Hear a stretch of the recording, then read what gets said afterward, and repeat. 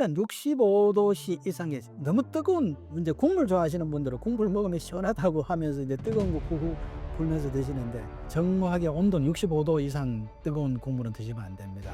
특히 커피도 마찬가지입니다. 차도 마찬가지고요. 왜냐하면 이걸 드시게 되면 식도 점막을 파괴하면서요 그 세포의 변이를 유발해요. 이게 국제암연구소의 EA군입니다. 발암물질입니다.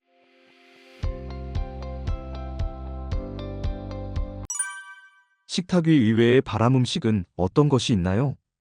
우리가 이제 사실은 무심코 이제 뭐 평소에 뭐 또 기호식품으로도 먹을 수가 있고요 하는데, 우리가 이제 꼭 이 암을 유발하는 물질로서 우리가 생각해야 될 게 뭐냐면, 일단 65도씨 이상의 너무 뜨거운 이제 국물 좋아하시는 분들은 국물 먹으면 시원하다고 하면서 이제 뜨거운 거 후후 불면서 드시는데, 정확하게 온도는 65도 이상 뜨거운 국물은 드시면 안 됩니다. 특히 커피도 마찬가지입니다. 차도 마찬가지고요. 왜냐하면 이걸 드시게 되면 식도 점막을 파괴하면서요 그 세포의 변이를 유발해요. 이게 국제암연구소의 EA군입니다. 발암물질입니다. 예, 우리가 사실 무심코 뜨거운 거 속 편하다고 이렇게 드시는 경우가 있는데, 이거 굉장히 주의하셔야 되고요. 그 다음에 이 고온에서 뜨거운 데서 조리된 갈색 탄수화물이 있지 않았어요. 특히 이제 감자 같은 거, 빵 우리가 구울 때 이렇게 막 갈색으로 변한 거 있죠. 이건 뭐가 문제가 되냐면 아크릴아마이드라는, 이게 또 발암물질이에요. 이 탄수화물 태워서 먹는다든지 너무 이렇게 열에 강하게 조리해서 먹는 거는 좀 주의해야 되겠다, 이렇게 말씀을 드리고, 그다음에 이제 상온에서 보관된 이렇게 말린 식재료 있잖아요. 우리 견과류 같은 경우도 사실은 뭐 또 먹다가 보면 오랫동안 이렇게 놔두는 경우가 있게 되거든요. 근데 사실은 주의해야 됩니다. 굉장히 주의해야 되거든요. 이게 일종의 쩐내 난다 그러죠. 쩐내 나는 견과류라든지 또는 말린 식재료, 여러 가지 많잖아요. 우리가 뭐 오징어도 있고 여러 가지 말린 식재료 많습니다. 이제 이런 것들이 사실은 암을 유발할 수 있는 곰팡이 같은 것도 있을 수가 있고요. 특히 이제 견과류 속에는, 이 쩐내 나는 견과류 속에는 아폴라톡신이라는 게 있거든요. 이게 굉장히 사실은 간암에 아주 뭐 강력한 간암 독소예요. 예, 이런 부분들이 있기 때문에 우리가 상온에 그냥 이렇게 말렸으니까 괜찮다라고 생각했던 그런 식재료들 이제 드실 때 좀 주의를 해야 되고요. 그럼 이런 걸 좀 피하기 위해서는 우리가 뭘 해야 되느냐? 우리 국도 너무 뜨겁게 그냥 바로 드시지 마시고 한 5분 정도 좀 이렇게 식혔다가 드시는 거. 특히 뭐 커피도 마찬가지고요. 그리고 이제 튀기고 이렇게 막 굽고 하는 것보다는 좀 삶는 게 오히려 좀 좋다는 표현을 드시고요. 그다음에 이제 건조식품 같은 거는 실온에 그냥 둘 게 아니라 반드시 이제 냉동 보관하는 게 좋다. 이제 이렇게 제가 좀 팁으로 말씀을 드릴 수가 있겠습니다. 내 몸에 독이 되는 음식은 어떤 음식인가요? 우리가 인제 건강식이라고 일반적으로 뭐 우리가 건강식이라고 알고 먹었는데, 사실 그 사람 몸에 있어서는 그 사람의 에너지 상태에 따라서는 독이 되는 경우가 있거든요. 이제 대표적으로 평소에 손발 차고 소화 안 되고 늘 피곤하고 뭐 혈액 에너지 생성 안 되는 사람. 그래서 어떻게 보면 위장이 차가운 사람이거든. 위기능이 차갑다는 표현이, 어쨌든 속이 냉한 사람이죠. 냉하면서 위기능이 저하되어 있는 사람입니다. 근데 이런 사람들, 특히 이제 주부들 그런 경우 많아요. 이 냉장고에서 바로 찬 과일 계속 꺼내서 먹는 겁니다. 과일은 좋으니까 결코 도움이 안 되거든요. 그리고 인제 소화 안 되니까 소화에 도움이 된다고 탄산음료, 사실은 이게 탄산이 위에 자극을 주면 소화되는 것 같은 느낌을 준단 말이에요. 굉장히 안 좋은 거죠. 그러니까 찬 과일, 또 찬 탄산음료, 또 냉수, 찬 거, 뭐 어떤 사람은 "아침에 냉수 한 잔 좋다." 이러면, 사실 이런 사람은 냉수 아침에 찬 거 먹으면 안 좋아요. 안 좋은 게 아니라 몸에 굉장히 안 좋은, 뭐 어떻게 보면 뭐 치명적인 것까지라고 말씀드리기는 그렇습니다만 굉장히 안 좋은 거죠. 이 왜냐하면 안 그래도 인제 에너지가 부족하면서 위기능이 차고 냉한데 소화를 시킬 수 있는 화력을 다 꺼 버리는 거거든요. 이제 그 화력을 꺼 버리고 음식을 먹으면 어떻게 되겠습니까? 음식 소화되겠습니까? 예, 안 되죠. 독소 생기죠. 담음이라는, 한의학적으로는 담음이라는 독소가 생깁니다. 이게 다 발암 물질이에요, 어떻게 보면. 예, 이제 그렇게 되는 거고요. 그다음에 인제 아침에 늘 붓고 손도 뻑뻑하고 뭐 물만 먹어도 붓고 살이 되는 것 같고 자꾸 눕고 싶고, 이런 인제 순환이 안 되는 사람, 전신 비만되는 사람들요, 우리 올리브유 좋다고 이게 제대로 관리 안 된 것도 있을 수가 있고요. 그리고 저는 사실 이런 분들한테 올리브유 자체를 권하지는 않아요. 왜냐하면 몸에 기름이 많은 사람한테 아무리 뭐 오메가3 좋은 올리브라도 제가 기름이 들어가는 거는 별로 저는 추천을 하지 않고요. 특히 인제 뭐 관리가 잘못됐다거나 아니면 가열된, 열에 의해서 들기름이라든지 올리브유 같은 거, 오메가3 같은 게 산패가 되거든요. 예, 왜냐하면 이 발연점이 굉장히 낮아요. 이 낮은 발연점 때문에 산패가 되면 뭐가 나오느냐? 벤조피렌이라는 또 항암 물질이 나옵니다. 이 다 뭐 암 유발 물질이죠. 그래서 올리브유, 들기름 좋다고 뭐 먹었는데 오히려 더 그분한테는 해가 될 수가 있다면서 특히 인제 주의를 해야 되는 거죠. 그다음에 인제 에너지 길이, 혈액 에너지의 이 질이 떨어지는 사람, 잠 못 자고 스트레스 받고 이런 사람들은요, 특히 이제 간 기능이 저하되거든요. 그리고 이런 사람들은 특히 이제 과일적, 여성분들도 많습니다만 과일적, 그다음에 디저트, 이제 급격한 당분이 들어가게 되면 어떻게 되느냐, 혈당 수치가 높아지면서 혈액이 산성화가 됩니다. 혈액이 산성화되면 염증 생기고요. 이게 또 사실은 결과적으로는 다음에 어떤 문제가 생길 수가 있는 거죠. 그래서 에너지 상태별로 다 사실은 이런 부분들이 영향을 미칠 수는 있습니다만, 특히 에너지 생성이 안 되는 사람은 찬 과일이라든지 찬 거, 찬 냉수, 그다음에 순환이 안 되는 사람은 특히 인제 기름 종류에 가열되면서 산패된 기름, 그다음에 이제 균형이 깨진 사람들은 특히 인제 당분을 급격하게 높일 수 있는 혈액의 어떤 산성화를 만들 수 있는 이런 것들을 좀 주의하는 게 굉장히 중요하다. 이제 이렇게 말씀을 드리죠. 외식할 때 반드시 피해야 하는 음식은 무엇인가요?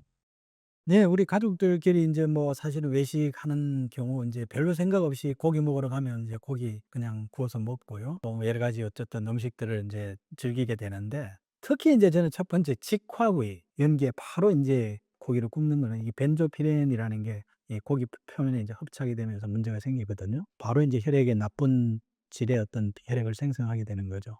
그다음에 인제 산패, 인제 우리가 사실은 뭐 음식점에서 그럴 리는 없습니다마는 인제 식당에 따라서는 오래된 기름 같은 걸 쓰는 경우가 있단 말이에요. 튀긴 거 이런 거 있잖아요. 특히 인제 우리가 뭐 많이 뭐 우리 닭 같은 거 많이 먹습니다마는 인제 그런 걸 사실 주의해야 되고, 또 가공육 같은 거 우리가 뭐 해 소시지나 이런 것들요. 특히 인제 여기에는 아질산 나트륨이라든지 이게 인제 단백질하고 만나게 되면 니트로사민이라는 이게 굉장히 아주 몸에 안 좋은 물질이 되거든요. 그런 거 인제 순환도 문제가 생기고 요런 거 좀 주의하는 게 좋고요. 그다음에 인제 너무 자극적인 당분들, 우리가 뭐 디저트 같은 것도 그렇고요. 또 너무 짠 음식, 이제 이런 것들은 뭐 아시다시피 인슐린 막 수치를 폭등시키고 이러잖아요. 또 짜고 이런 것들은 또 위점막을 손상을 유발하고 이제 이러니까 요런 것들을 좀 피하는 게 좋겠다. 그러면 이제 뭘 먹어야 되느냐, 추천 음식은요. 가능하면 수육, 삶아서 보쌈 위주의 어떤 선택이 좋고요. 굳이 구워서 먹으면 반드시 탄 부분은 좀 제거를 하고 먹는다. 그리고 인제 외식을 하고는 따뜻한 물 한 잔 먹으면서 가볍게 한 15분 정도는 산책을 하는 게 혈당 조절에도 도움이 되고 또 소화에도 도움이 되고 여러 가지 측면에서 굉장히 건강에 도움이 된다. 네, 이렇게 제가 말씀드릴 수가 있겠습니다. 집에서 쓰는 조리도구도 암을 유발할 수 있나요? 우리 집에 가정에서 쓰는 뭐 조리 도구들 한 번은 체크해 볼 필요가 있는데요. 첫 번째로 이 코팅이 벗겨진 팬입니다. 여기에는 이제 코팅이 벗겨지게 되면 이제 후라이팬 같은 경우에 과부로 화합물이 용출이 되고요. 이 과부로 화합물은 사실 간암하고 췌장암에 아주 굉장히 위험스러운 그런 물질이거든요. 그래서 이제 가능하면 스테인리스 또는 무쇠 또 세라믹으로 코팅된 이런 팬을 쓰는 게 좋겠다, 이렇게 추천을 드리고, 그다음에 이제 두 번째는 알루미늄입니다. 알루미늄. 우리 알루미늄 호일 같은 거 많이 쓰거든요. 사실은 별 생각 없이 고기 구울 때도 뭐 불판에 깔기도 하고 하는데 이 굉장히 안 좋습니다. 특히 인제 알루미늄 냄비 같은 데 뭐 우리가 라면을 끓인다든지 김치찌개를 한다든지 이러면요, 이 산도가 높은 짠 음식은 바로 알루미늄을 분해하거든요. 그러면 이제 알루미늄이 용출이 돼요. 이 알루미늄이 용출이 되면 이게 사실은 우리 몸의 체내 산화 스트레스를 엄청나게 증가를 시키고 몸을 산성화 만들고 염증을 유발하게 되죠. 그래서 알루미늄 냄비나 알루미늄 제품을 쓰는 걸 좀 주의해야 되겠다. 그다음 세 번째는 플라스틱 도구입니다. 이 플라스틱은 고온이 되면요, 환경 호르몬이 나와요. 이 환경 호르몬은 뭐 아시다시피 유방암이나 전립선 같은 우리가 이 호르몬 관련되는 그런 장기에 아주 암에 치명적이거든요. 그래서 요걸 좀 주의해야 되겠고, 근데 이런 경우는 조리 도구도 가능하면 나무나 실리콘이나 또 스테인리스 같은 그런 소재로 인제 하는 게 필요하고, 그다음에 하나 더 추가로 말씀을 드리면 이 조리할 때요, 이 환기 굉장히 중요합니다. 배기시키는 거요. 뭐 우리 가끔씩 뉴스에 보면 특히 학생들 음식 담당하는 조리하시는 분들이 이 암 때문에 암 발병돼서 뭐 산재 받고 하는 경우가 많잖아요. 그죠?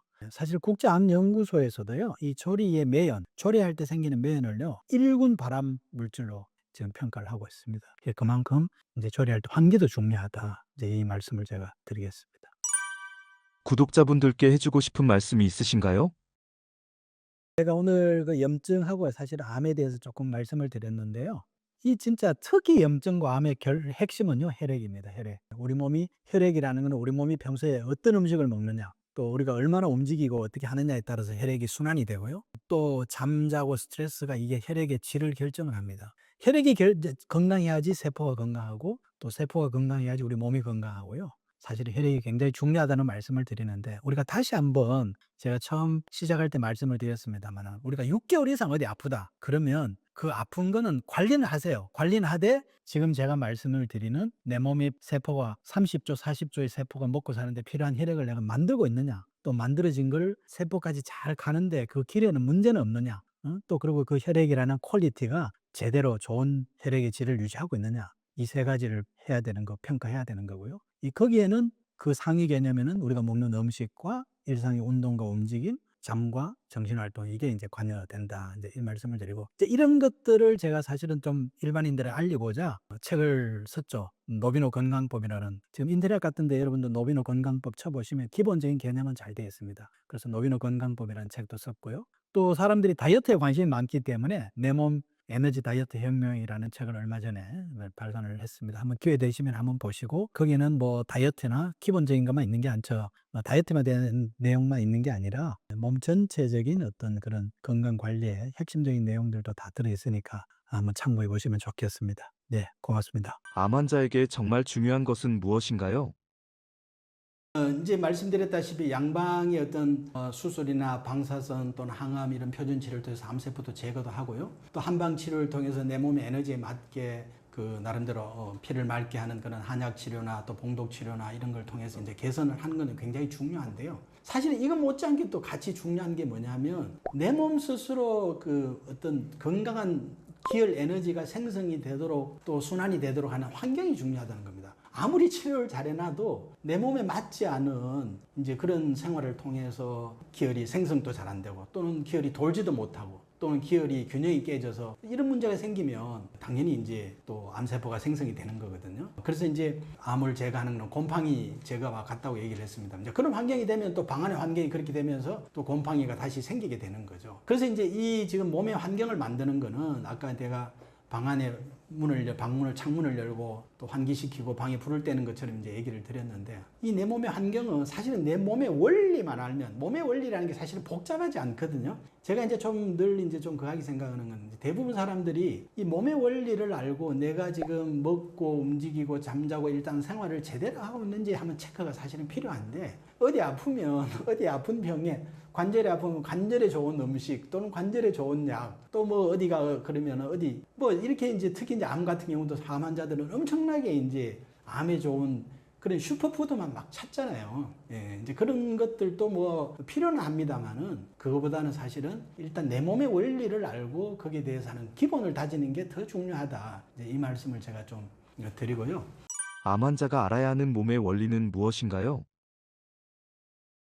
예, 이 몸의 원리는요, 사실은 우리가 400년 전의 책입니다. 이 허준의 동의보감이요. 뭐 지금도 사실 우리 한의사분들이 동의보감 얘기를 많이 하잖아요. 이제 동의보감을 그렇게 강조하는 이유가 뭐냐면 몸의 원리를 아주 너무 일목요연하게 정리를 잘 해놨다는 겁니다. 그래서 우리가 몸의 건강이라는 거는 사실은 생명 활동을 하는데 필요한 기와 혈이라는 기혈이 어떤 이 생명 에너지가 결정이 된다. 그래서 이 생명 에너지는 어떻게 만들어지고, 이 만들어지는 거는 우리가 부모로부터 물려받은 소화기능, 비위 소화기능이죠. 그리고 우리 먹는 음식, 여기에 의해서 이제 에너지가 만들어지고, 또 이 만들어진 에너지는 심장과 폐의 순환기능과 이 운동뿐만 아니라 일상의 움직임에 의해서 하나 이게 추동력을 만들어주거든요.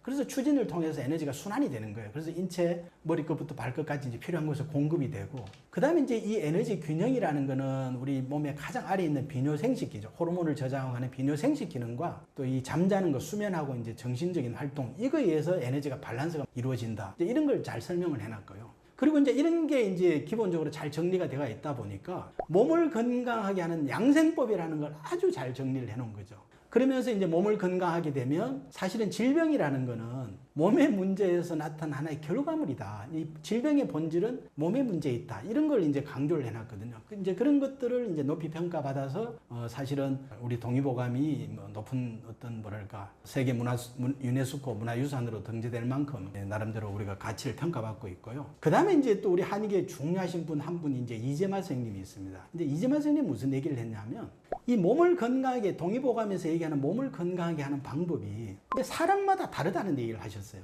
그래서 사람의 체질에 따라서 몸을 건강하게 하는 방법을 다르다는 말씀을 하셨고, 그러면 그 다르다는 이유를 왜 다르냐? 이 다른 이유는 우리가 부모로부터 물려받을 때 소화기, 순환기, 비뇨생식기, 오장육부의 기능이 차이가 있다는 거죠. 그래서 우리 주위에 보면 뭐 늘 손발 차고 소화 안 되는 사람도 있고, 또 요즘 같은 환절기 되면 늘 또 감기 같은 걸 또 달고 다니는 사람도 있고, 또 물만 먹어도 자꾸 붓고 살이 찌는 것 같은 이제 이런 사람도 있고, 또 어떤 사람은 먹어도 똑같이 먹는데도 별로 살이 안 찌는 사람이 있고, 이게 다 이제 부모로부터 물려받은 오장육부의 기능 차이거든요.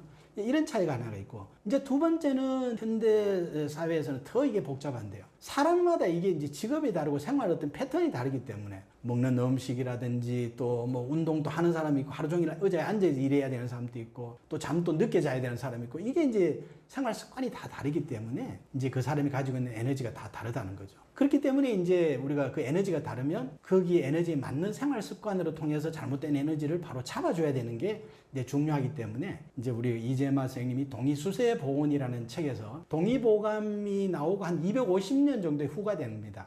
이제 이때 이제 이 얘기를 하셔서 우리 한의계에서 이제 사상의학 이런 얘기를 많이 하죠. 그렇지만은 저는 이제 이 사상의학의 한계점이랄까요? 요 문제점을 조금 제가 한번 짚고 넘어갔으면 좋겠는데, 아마 우리 구독자분들 중에 한의원에 갔을 때 또 이 한의원에 가니까 당신 소음인이라 그러고, 또 저 옆에 한의원에 가니까 당신은 또 소양인이라 그러고, 이런 얘기 아마 경험해 본 경우 혹시 있을 수도 있습니다. 아마 있을 것 같아요. 자, 이건 왜 그러냐 하면요. 어떻게 보면 우리가 사상의학이라면 네 가지 체질, 소음인, 태음인, 소양인, 태양인, 이 네 가지죠. 근데 사실은 이재마 선생님이 말씀하신 소음인은요, 제가 얘기하는 그런 에너지 생성이 안 되는 사람이에요. 평소에 손발 차고 소화 안 되고 늘 피곤하고, 그러다 보니까 에너지가 부족하니까 성격도 뭐랄까 내성적이 되고, 또 체형도 팔다리 가늘면서 배만 나오는 그런 마른 복부 비만 이런 형태가 되고, 이건 이제 소음인이라 그랬고요. 이제 태음인은 뭐냐면 이 심폐순환 기능이 떨어지면서 어떻게 보면 몸이 물만 먹어도 붓고 살이 되고 전신적인 비만 형태, 이런 사람을 사실은 이제 에너지 어떤 순환에 문제가 있는 사람을 태음인이라고 그랬어요. 그리고 이제 소양인은 제가 이제 에너지 균형의 문제를 얘기를 하는데, 에너지 균형이 깨진 사람인데요. 쉽게 말하면 몸속에 어떤 물과 불의 어떤 에너지가 깨진 거죠. 물의 에너지가 부족하면서 기가 위로 뜨기 때문에 저녁에 잠도 깊이 못 자고 늘 신경질적이 되고 또 예민하고, 특히 이제 갱년기 여성들 같은 경우, 남성도 나이가 들면 그런 현상이 나타납니다만은, 이제 이런 에너지 균형이 깨진, 이제 평소 체질적으로 이제 비뇨생식기가 약하면서 이런 문제가 있는 사람을 소양인이라고 그랬어요. 그러면 이제 태양인은 뭐냐? 사실은 태양인은 우리가 연구에도 0.몇 %밖에 안 돼요. 거의 없어요. 제가 한 30년 임상을 했으면서도 이 사람은 태양인 같다라고 한 경우는 저는 사실 거의 본 적이 없어요. 이제 그런 경우인데, 이제 문제는 뭐냐면 그 당시에는 생활이 단순했습니다. 사실은 우리가 지금 어떻게 보면 1900년대죠. 1893년 이때는 어떻게 보면 생활이 거의 비슷했다고 볼 수 있어요. 부모로부터 물려받은 소화기와 순환기와 비뇨생식기를 물려받으면 거의 비슷하게 일어나서 농사 짓고, 아침 해 뜨면 일어나고 활동하고, 농사 지으면서 활동하고, 저녁에 잠을 자는 이런 비슷한 활동을 했기 때문에 부모로부터 소화기, 순환기, 비뇨생식기 타고남이 그게 그대로 갔고 사실 큰 문제는 없었습니다. 하지만 현대 지금 말씀드렸듯이 생활이 굉장히 복잡합니다. 그리고 문제는 뭐냐면 이 에너지 생성과 순환과 균형이 한 가지씩만 문제가 있다는 게 아니라는 거예요. 문제는 이제 그러다 보니까 이제 이런 경우죠. 이제 어떤 사람이 에너지 생성도 안 되고 균형에도 문제가 있는 사람이 이제 생성의 문제가 더 도드라져서 평소에 뭐 소화도 안 되고 늘 피곤하고 해서 한의원에 가니까 당신 소음인이라고 그러고, 또 어떨 때는 좀 스트레스 받고 신경을 써가지고 잠을 못 자고 뒷골이 땡기고 해서 눈에 충혈도 되고 잠도 못 자고 해서 한의원 가니까 당신 소양인이라고 그런단 말이에요. 그러니까 이런 경우는 에너지 생성과 순환과 균형이라는 게 이게 포괄적이라는 거거든요. 예, 그래서 이게 뭐 사실은 세 가지 기능이 다 문제가 있는 사람도 있고 다 문제가 없는 사람도 있어요. 건강한 사람도 있고요. 또 지금 우리 사상의학에서 얘기하는 한 가지만 문제가 있는 사람도 있고, 두 가지가 문제가 있는 사람도 있고, 그리고 이 두 가지가 문제가 있어도 비율이 다를 수가 있거든요. 뭐 딱딱 50대 50에 문제가 있는 경우도 있겠지만, 뭐 30대 70, 뭐 20대 80, 이게 이제, 그래서 사람의 체질은 사실은 딱 이렇게 당신은 무슨 체질이라고 딱 이렇게 정의하기가 힘들다는 거죠. 그때 상황에 따라서 에너지의 어떤 장부의 기능도 다르고요.